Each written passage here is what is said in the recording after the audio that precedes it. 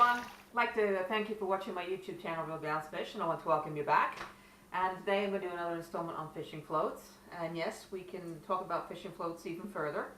I did a couple of videos recently. One was on pencil floats or shy bite floats. Another was explaining what the different colors and bands mean on fishing floats. But did you know that the shapes of floats also have a specific application as well as the colors?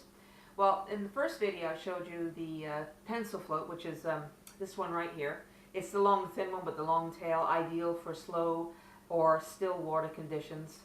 But what do you do if you're in moving water conditions? The pencil float won't work very well. And the reason why it won't work is because the water, the flow of the water will just kick the bottom out and it'll sit horizontal on the surface like this and just literally float down the river, taking your hook and your bait.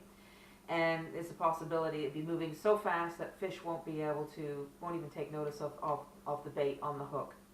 And the same thing also applies for floats that are a cigar shape. Now this is a slip float that is used for trout fishing.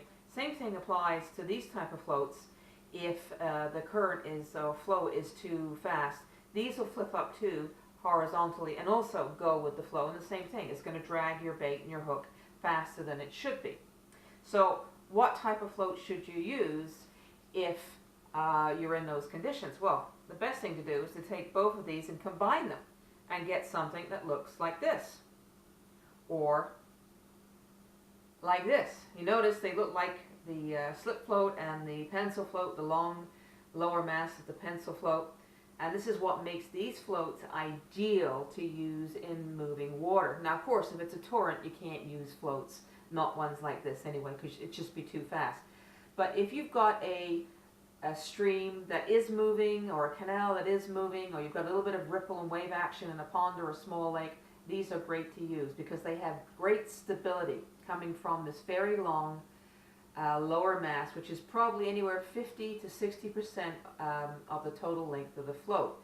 And they have, of course, the more buoyant tops, giving them more ability to float in the water as well. So how these work, this long tail allows the float to sit upright in the water, allowing your line, your hook, and your bait just to kind of meander along underneath the surface rather than shoot along horizontally.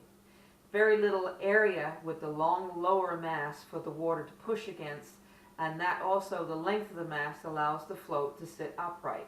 Now, can you use these in a slow water condition or still water condition? Certainly you can. There's no reason why you can't.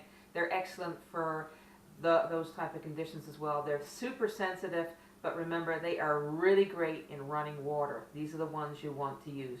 Okay, the very buoyant top and the very long lower mast. These are the floats that you want to use if you're going to be fishing in moving water conditions. And I'm Sharon for Real Gals Fish, and until the next time, tight lines.